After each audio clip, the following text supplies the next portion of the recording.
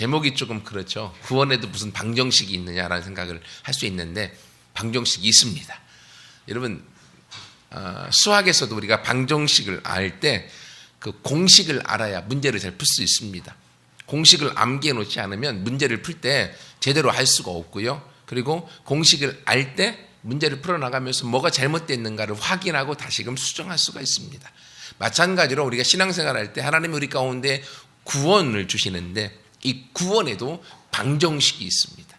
이 방정식을 알아서 내 자신의 신앙생활이 얼마나 방정식에 맞게 가고 있는지 아니면 거기서부터 벗어났는지를 내가 확인함으로 우리가 우리의 신앙을 점검하고 또 바른 길 가운데 나갈 수가 있습니다. 함께 오늘 본문의 말씀을 먼저 보시면 구원 방정식의 공식부터 말씀을 드리겠습니다. 다시 말씀 읽어드릴게요. 너희가 그 은혜를 인하여 믿음으로 말미암아 구원을 얻었나니 이것은 너희에게서 난 것이 아니요 하나님의 선물이라 행위에서 난 것이 아니니 누구든지 자랑치 못하게 함이라. 그러면 구원 방정식이 어떻게 될까요? 구원은 그 은혜를 인하여, 그러니까 은혜 플러스 더하기 믿음으로 말미암아 구원을 얻었기 때문에 더하기 믿음. 근데 이것이 우리에게서 행위에서 난 것이 아니기 때문에 마이너스 행위. 그러면 구원 방정식이 완성되는 겁니다. 예, 모르시는 분은 적으시고요. 잘 생각해 보세요. 구원은 은혜 더하기 믿음 마이너스 뭐라고요? 행위. 이게 구원의 방정식입니다. 그럼 조금 더 자세하게 말씀을 드리면 첫 번째로 구원은 전적인 하나님의 은혜로 주어진 것입니다. 너희가 그 은혜를 인하여 우리가 구원 가운데로 나가게 된 것이죠. 여러분, 이 은혜가 무엇입니까? 은혜는요, 하나님께서 전적으로 우리 가운데 주신 것들입니다. 그런데 이 구원을 위해서는 우리가 할 일이 이 하나님의 은혜를 받는 데 있어서 이 하나님의 은혜를 위해서는 우리가 할 일이 없습니다. 하나님의 모든 일들을 다 이루어 놓으셨습니다. 왜냐하면 하나님께서 모든 사람들에게 다 주시기 위한 하나님의 선물이기 때문에 그렇습니다. 여러분, 구원은요 하나님의 우리 가운데 허락하신 선물입니다. 선물은 상대방이 줄 때 내가 그것을 받으면 내게 되어지는 거예요. 하지만 선물을 줬는데 안 받으면 내게 될까 안 될까요? 안 되죠. 선물이 나의 것이 되어지는 순간은요 상대방이 줬을 때 내가 받는 순간 그건 내 것이 되어지는 것입니다. 아무리 좋은 것, 아무리 많은 것을 선물을 가지고 왔어도 No, 안 받을 거예요 라고 하면 우리는 그 선물의 주인이 될 수가 없습니다. 하나님은 구원이라고 하는 엄청난 선물을 저와 여러분에게 주시는 거예요. 무엇으로 말입니까? 선물로, 공짜로 우리 가운데 주시는 겁니다. 그래서 하나님은 이 구원을 이루기 위하여서 하나님은 어떤 일들을 행하셨는가 하면 바로 예수 그리스도를 십자가에 죽이시고 그리고 그분의 죽음 가운데서 부활하셔서 모든 사람 앞에 그 예수님을 나타내요. 오늘 2000년이 지난 지금까지 그 예수님을 보여줌으로 인하여서 하나님께서 우리를 구원하기 위한 모든 일들은 다 완성시켜 놓으신 것입니다. 여러분, 그러면 우리가 구원을 위해서는 우리가 따로 할 일이 없습니다. 사실은요. 구원은 전적인 하나님의 은혜로 하나님 우리 가운데 선물로 주신 것입니다. 그런데 사단은 자꾸만 우리를 속입니다. 어떻게 속이는가 하면요. 그래도 내가 뭔가는 좀 해야 되지 않을까 라고 하는 속임수가 있고요. 또 아예 반대적인 속임수가 있는데 그건 뭔가 하면 구원 그렇지 전적으로 하나님께 달렸어. 하나님이 다 알아서 하시는 거야. 나와는 관계없어 라고 함으로 인하여서 하나님이 모든 걸 다 예정해 놓았다라고 하는 쪽으로 우리를 속여왔습니다. 그래서 우리 기독교 교단 가운데서도 전적인 하나님의 은혜다라는 것을 구원을 위해서는 하나님께서 모든 것을 다 결정하시고 다 예정하셨다라고 하는 쪽으로 우리 가운데 가르치고 있어요. 여러분, 이렇게 되어지면요 문제가 생기게 되어집니다. 우리의 구원이 하나님의 전적인 예정이다.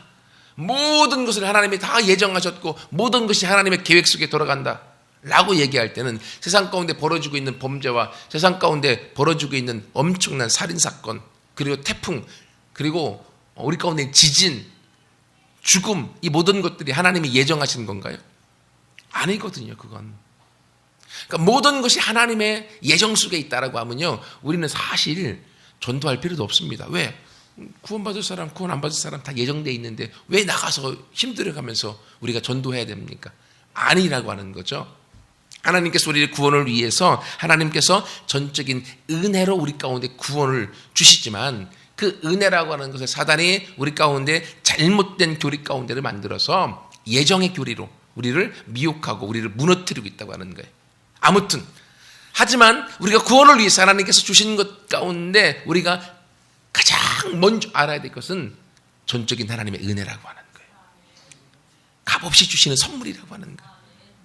우리가 그 선물을 받기만 하면 나는 하나님의 품 안에 들어가고 하나님과 함께 영원한 구원을, 영원한 행복을, 영원한 기쁨을, 영원한 즐거움을 함께 우리가 맛보고 살아갈 수 있게 된다고 하는 것입니다. 그런데 더 감사한 것은요, 하나님의 이 구원은 잘난 사람들의 일부만을 위한 것이 아니라 모든 사람에게 동일하게 하나님은 다 이 구원을 허락해 주셨다고 하는 거예요. 여러분, 예수님께서 십자가에 2000년 전에 달려 돌아가셨을 때 그 죽으심이 누구를 위한 것일까요? 잘난 사람들? 아니면 못난 사람들만을 위해서? 아니면 공부 못하는 사람들만을 위해서? 아니면 공부 잘하는 사람들만을 위해서? 아니요, 이 세상에 있는 모든 사람을 향하여 동일하게 예수님은 십자가에 달려 피 흘려 돌아가시는 거예요. 그래서 예수님의 보혈의 피가 사실은 지금 모든 사람들 머리 위에 있는 것입니다. 그것이 하나님의 은혜예요. 선행 은총이라고 하는 그 은혜. 이 은혜가 있기 때문에 그 은혜로 말미암아 우리가 하나님 앞에 나아갈 수가 있고 그 은혜 때문에 우리의 삶 가운데 하나님의 구원을 경험하게 되어지는 겁니다. 그러면 이 모든 사람에게 동일하게 주시는 하나님의 선물, 이 은혜, 이것을 우리가 알았다고 하면 두 번째로 중요한 것이 있습니다. 그건 뭔가 하면 그 은혜를 내가 믿음으로 받아들이는 거예요. 여러분, 이 은혜는요, 하나님이 하신 일입니다. 이미 다 이루어졌어요. 모든 사람을 향한 구원을, 모든 사람을 향한 행복을, 모든 사람을 향한 축복을, 모든 사람을 향한 치유와 구원을 다 이루어 놓으셨어요. 그런데 이것을 이제는 우리가 믿음으로 받아들이면 돼요. 근데 여러분이 믿는다고 하는 것은요, 하나님께서 해 놓으신 것을 믿는 것입니다. 하나님이 하신 일을 믿는 거죠. 하신 일이 무엇입니까? 조금 전에 말씀드렸던 그 은혜를 믿는 거예요. 나를 위해 예수님이 십자가에 돌아가셔서 죽으셨을 뿐만이 아니라 거기서 그 예수님이 부활하심으로 우리 가운데 생명이 되어주시고 우리의 주인이 되어주었다. 이 사실을 받아들이는 겁니다. 이걸 내가 받아들이는 순간 이 믿음이 우리의 삶 속에 놀랍게 역사하기 시작하고 그 구원으로 말미암아서 하나님의 일들을 우리 삶 속에서 맛보게 되어지는 겁니다. 그러니까 구원이요, 사실은 어려운 것이 아닙니다. 하나님이 우리 가운데 공짜로 주는 선물이기 때문에 그냥 받으면 돼요. 근데요, 너무나 아이러니한 게 뭔가 하면 너무 많이 배우신 분들은요, 어떻게 내가 그걸 공짜로 받냐. 한국 사람들 치고 공짜를 싫어하시는 분들이 있거든요.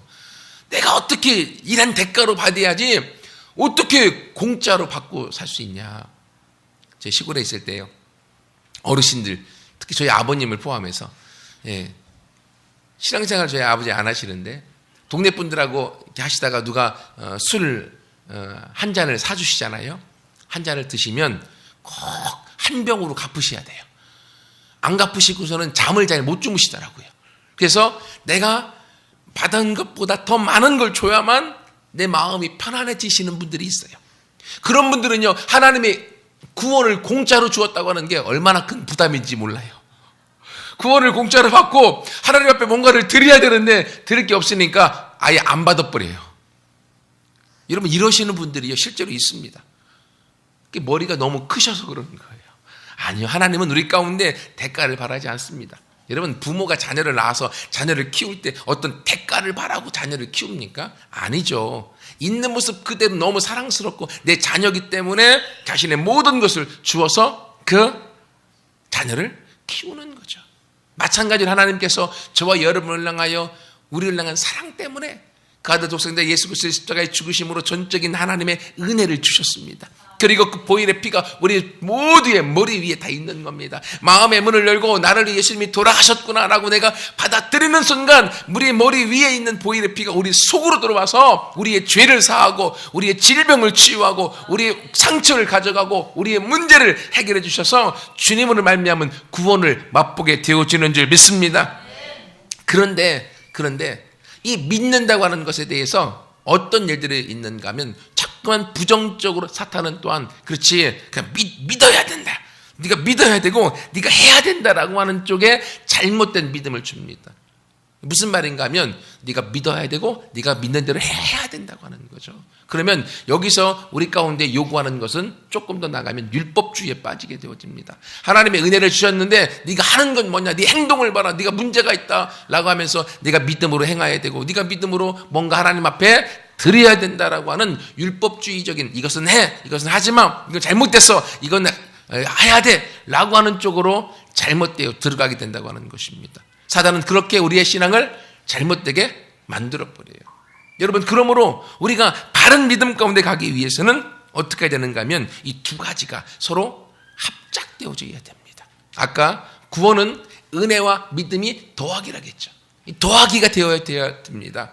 하나만 있으면 반쪽이 되어지고요. 반쪽이 되어질 때는 아무 일이 없습니다. 은혜만을 강조하면 예정의 부분을 이야기해서 우리의 구원이 잘못되어지게 되어지고요. 믿음만 강조하게 되어지면 내 행위에 율법주의로 빠지게 돼서 또 문제가 생기게 되어집니다. 그래서 구원은 은혜와 믿음이 함께 가야 되는 겁니다. 여러분, 우리가 과학의 원소라고 하죠. 나트륨하고 그리고 또 하나 콜로라이드라고 하는 게 있습니다. 나트륨하고 콜로라이드 이건요 유해 물질입니다. 그래서 사람이 일정량 이상을 먹으면 다 죽게 되어져 있어요. 근데 여러분 재미난 것은요, 나트륨하고 콜로라이드가 딱 둘이 붙어버리면 뭐가 되는지 아십니까? 소금이 되어요. 사람이 살아가는데 생명을 유지하는데 소금이 없으면 못 삽니다. 나트륨하고 콜로라이드를 따로따로 놨을 때 한 가지만 내가 먹으면 일정량을 이상 먹으면 죽게 되어지는데 이것을 두 개를 붙여 놓아서 먹으면 우리의 생명을 유지하는데 꼭 필요하고 먹지 않으면 안 되게 된다는 거예요. 이것처럼 우리가 하나님 앞에 나아가 구원의 길로 갈 때 여러분 은혜라고 하는 것 그리고 믿음이라고 하는 것 따로따로 놓고 보면요 문제가 생깁니다. 그리고 바른 신앙 가운데 갈 수 없고 우리의 신앙을 해쳐서 하나님 앞에 나가는 길을 우리가 왜곡되게 만드는 것입니다. 하지만 두 개가 붙였을 때에 은혜와 하나님의 전적인 은혜입니다. 내가 그것을 믿습니다라고 받아들이게 되어지는 순간 거기서부터 온전한 구원으로 나가게 되어지고 생명을 얻고 기쁨을 맛보고 그것 때문에 하나님의 역사를 경험하게 되어질 줄 믿습니다. 근데 여기에 또 하나 있습니다. 아까 구원은 은혜 더하기 믿음 마이너스 행위라고 했습니다. 여러분 우리가 구원받는데요. 우리의 어떤 행위가 필요하지 않습니다. 만약에 우리의 하나님 앞에 나아가서 하나님의 축복과 구원을 얻는데 내 행위가 필요하다고 하면요. 다들 구원받은 사람은 나 잘났다고 할 거 아니에요. 그래서 오늘 본문의 말씀에 9절에 얘기하지 않습니까? 하나님의 선물이다 구원은 행위에서 난 것이 아니니 이는 누구든지 하나님 앞에서 자랑하지 못하게 하려고 한 것이다. 만약에 구원이요 내 행위가 들어가 있다라고 하면 어떻겠습니까? 구원받는데 사람마다요 내가 이렇게 해서 나는 구원받았다 라고 하는 잘못된 자기의 우월감에 빠지게 되어지고 그 우월감 가운데 다른 사람들을 비판하는 요소가 또 되어질 수 있습니다. 그래서 하나님은 아예 우리가 하나님 앞에 구원받고 하나님의 축복 속에 들어가고 천국 안에 살아가는 이 일들을 맛보기 위해서 하나님은 우리의 행동이 필요 없다고 하는 거예요. 하나님의 전적인 은혜, 예수님의 십자가의 죽으심과 부활하심의 그 은혜를 내가 믿음으로 받아들이는 것, 이것이 우리의 구원의 최적 방정식이라고 하는 겁니다. 여러분 그러므로요 나는 하나님이 이 땅에 살아가면서 이루어 놓은 게 없습니다. 이것도 행위죠. 하나님이 이 땅에 살아가면서 내 안에서 하나님 문제가 있어서 공부하지 못했습니다. 배운 게 없습니다. 라고 하는 것 괜찮아요. 그것도 우리의 행동입니다. 또 반대로 하나님은 내가 이렇게 해서 유명한 대학 나왔고 공부도 열심히 했습니다 라고 얘기한다고 하나님이 우리를 구원해 주실까요? 아니, 하나님 내가 이렇게 열심히 일해서 돈을 많이 벌었습니다, 그래서 우리를 구원해 주실까요? 아니요.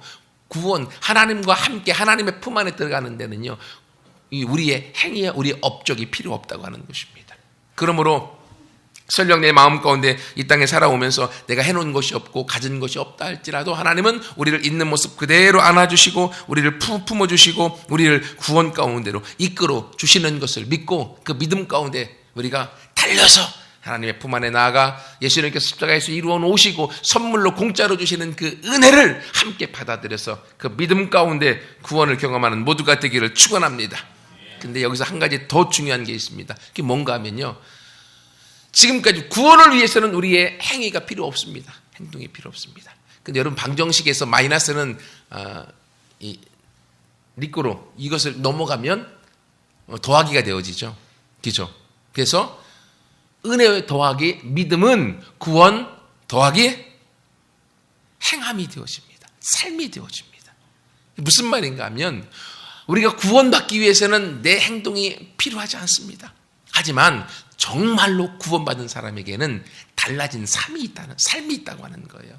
구원을 경험했는데도 불구하고 삶이 달라지지 않았다, 그러면 퀘스천 마크, 뭔가 문제가 있는 겁니다.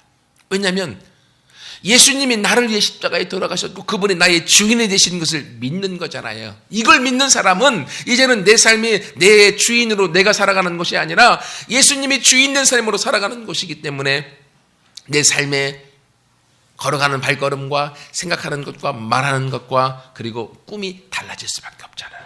그렇기 때문에 정말로 구원받은 사람, 예수님이 주인이 된 삶을 경험한 사람에게는 삶이 달라져 가게 되어져 있습니다. 하루아침에 완전히 달라질 수는 없어도 점차로 예수님을 닮아가고 예수님과 함께 그 길을 걸어가는 인생으로 바뀌어져가는 거죠. 여러분, 부부가 서로 결혼했습니다. 결혼해서 살아가더라도요, 사랑하면서 살아가다 보면 서로 닮는다고 하잖아요. 서로 닮게 되어져 있습니다. 우리가 예수님을 사랑하고 예수님과 함께 걸어가더라도요, 그 안에서 우리가 예수님을 닮게 되어져 있습니다. 즉 우리의 삶에 변화가 있고 달라지고 새로운 삶이 있다고 하는 거죠. 여러분, 우리 학생들이 있으니까 서로 남녀가 서로 사랑해요. 너무너무 좋아해요. 너무너무 좋아하는데 말로만 좋아한다고 하고 돈도 안 쓰고 그리고 같이 있으려고 하지 않고 그리고 말로만 좋아하고 선물도 안 주고, 그러면 그것을 사랑한다고 여길까요? 상대방이? 아니겠죠. 말뿐이잖아요. 말뿐인 사랑은요, 상대방도 다 알아차립니다. 그래서 정말로 사랑하면 사랑하는 사람과 함께 있고 싶어서 옆에만 어떻게 같이만 있어도 괜히 기쁘고 즐겁고, 그 사람을 향하여서 쓸 수 있는 모든 돈은 다 써도 안 아깝고, 그리고 상대방이 좋아만 한다고 하면 그 어떤 것도 내가 할 수 있고, 그리고 상대방이 싫어한다고 하면 내가 좋아하는 취미생활도 끊을 수 있는 모습으로 바뀌어져 가는 거죠. 이게 사랑의 힘이거든요. 그 사랑이 바로 구원인 것입니다. 하나님의 사랑이 얼마나 큰지를 우리가 받아들였잖아요. 받아들여서 그 구원을 경험한 사람은 이제 이전과는 달라진 삶, 이전과는 새로워진 삶 가운데로 가게 되어져 있는 거예요. 내가 구원받았구나, 내가 달라져야지, 이게 아닙니다. 그건 율법주의입니다. 행함에 대한 것이고, 나도 모르게 내 안에서 내 삶이 바뀌어지고 생각이 바뀌어지고 구원 속에 들어갔기 때문에 내가 스스로 달라져 버리는 것, 자연스럽게. 이것이 바로 구원받은 사람의 모습인 거죠. 말씀을 마무리하겠습니다. 하나님께서는 오늘날도 저와 여러분에게 동일하게 선물을 가져다가 선물 보따리를 막 주십니다. 전적인 하나님의 은혜의 선물입니다. 예수님이 십자가에 죽으셨던 우리를 구원을 위한 선물뿐만이 아니라 우리를 향한, 지난주 말씀드렸던 우리 안에 계신 예수 그리스도가 하나님의 능력이고 하나님의 지혜가 되어져서 우리에게 능력을 가져다 주시고 지혜의 선물을 주시고, 그리고 우리에게 필요한 육신의 치유의 선물을 주시고, 모든 저주는 떠나가고 하나님이 주시는 자유함과 행복의 선물을 가지고 오셨어요. 전적인 은혜로 하나님이 주시는 거예요. 다 이루어진 것입니다. 이것을 이제는 우리는 마음의 문을 열고 내가 나를 위한 것이구나, 내가 받아들이고 내 마음의 문을 열고 그 선물을 받아들이는 순간 나도 모르게 내 안에 새로운 변화가 있기 시작합니다. 고린도서 5장 17절에 보면 그런즉 누구든지 그리스도 안에 있으면 새로운 피조물이라. 이전 것은 지나갔으니 보라 새 것이 되었다. 새 것이 된 걸 내가 알게 되어져 있습니다. 그 경험의 순간들이 있어요. 그렇게 되어지면 나도 모르게 내 삶에 있어서 과거에 안 하던 짓들을 합니다. 사랑하면 괜히 안 하던 짓들을 하잖아요. 그것처럼 예수님의 구원을 경험하고 나면 나도 모르게 내 말이 바뀌고 생각이 바뀌고 행동이 바뀌고 대하는 게 바뀌고 그리고 내가 걸어 나아가는 삶의 모습들이 바뀌어지게 되어지는 것입니다. 이것이 구원받은 사람의 삶의 모습인 것입니다. 이걸 강조한 성경이 바로 야고보서인 거예요. 야고보서는 구원을 위해서는 이렇게 살아야 된다고 말하는 것이 아니라 구원받은 사람은 이런 삶이 따라올 수밖에 없습니다. 그래서 우리 몸에서 영혼이 빠져버리면 죽은 것처럼 우리가 행동이 없는, 삶이 없는 구원도 죽은 것이다 라고 얘기하고 있는 거죠. 왜? 구원에는 삶이 따르기 때문에. 그래서 우리 모든 한미듬교회 식구들은 하나님께서 주시는 이 구원의 공식, 방정식을 우리 모두 알고 내 안에 뭔가 빠졌는가, 뭐가 문제인가를 함께 생각하여서 그 안에서 구원을 날마다 경험하고 그리고 구원의 기쁨 가운데 삶이 바뀌어져서 여러분들 때문에 여러분을 만나는 사람들 모두가 같이 행복하고 여러분을 만나는 사람들 모두가 같이 기뻐하며 여러분들 만나는 모든 사람들에게 이 구원의 즐거움을 함께 나누어 주어서 이 한미듬교회가 날로 부흥하고 성장하여서 더 많은 기쁨을 함께 맛보는 우리 모두가 되어지기를 축원합니다. 같이 함께 기도하겠습니다.